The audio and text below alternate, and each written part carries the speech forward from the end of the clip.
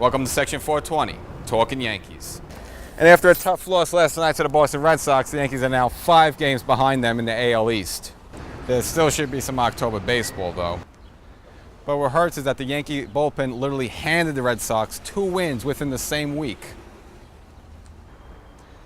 Now, I'll cut the Yankee bullpen a little slack. I mean, pitching at Fenway Park doesn't matter how good your bullpen is, bad. It's just a kind of funky place where 5 runs could come out of nowhere. I mean, they got the green monster, and they got all these funky dimensions, and the infield track is kind of quick, so balls go up the middle quicker. It's just a tough place to play. Yet in mind, you can't blow games to the Red Sox. Now, I don't think the Yankees should throw in the towel in terms of the AL East crown. I mean, 5 games back, you still have a couple more weeks left here in August, as well as the entire September. You can overcome them, but it's just looking realistic that for whatever reason, the Red Sox just seem a little hotter. They just might get this AL East, and the Yankees might just going to have to settle for one of those wild cards, which is fine.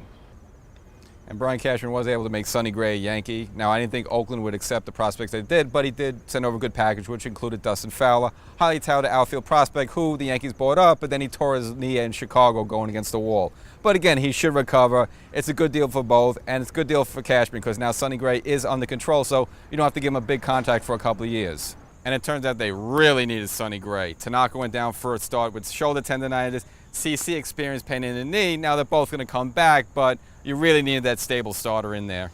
So now you look at a starting rotation of Sonny Gray and Severino at the top. Very good. After that, it gets shaky. CC and Tanaka with the inconsistencies and injuries in the middle. And at the very bottom, the rookie Montgomery. He's great, but 5-inning pitcher. And Jaime Garcia, another guy. Cashman picked up the trade deadline, a lefty, yet again, at best a 5-inning pitcher. So in September, the bullpen's going to be very busy.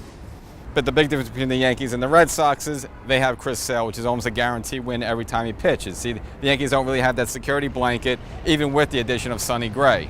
The good news, though, is that David Price, who the Red Sox had to shut down for elbow stiffness, might not come back this season. Manager John Fell said that he's been having some setbacks in his rehab, and there's a slight chance he might not pitch the rest of the season. Now, that'd be great news for the Yankees, and Aaron Hicks has been phenomenal since coming back. Hasn't skipped a beat. You wouldn't even know when he was on the deal. Hitting doubles, home runs, triples, diving catches in the outfield.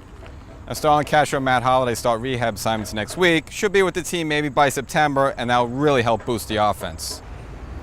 Okay, he's no Luke Gehrig, but since moving out of first base, Chase Headley has been very good, getting a lot of hits. Now, Greg Bird was determined to come back, and he actually did. He's rehabbed, and he hit a home run last night.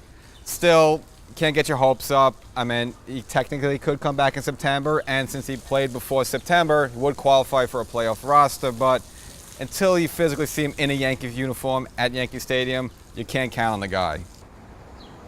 And Aroldis Chapman has been very shaky, especially to the Red Sox. For some reason, he's snake bit against them. He's very fearful. And it's kind of a problem now because that's the guy you're kind of depending on to get big outs, especially if you are in a postseason game.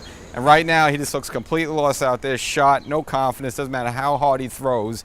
So moving forward, I don't think you'd take him out of the closer role, but, you know, for the rest of September, Girardi's may go matchup game by game. Some innings, you might bring him in maybe in the 8th, maybe make Patasis to close it, or maybe Robinson can be closer. I mean, that's the good thing with this bullpen, but in terms of Chapman, he's really shaky.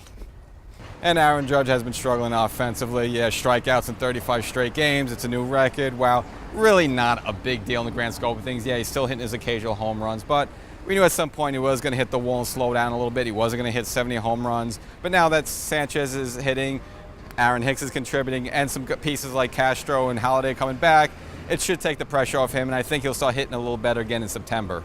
And with Judge struggling a little bit, Gary Sanchez has taken the keys to the car. 6 home runs in his last 10 games. Now, Girardi did have to put Sanchez in the bad boy corner.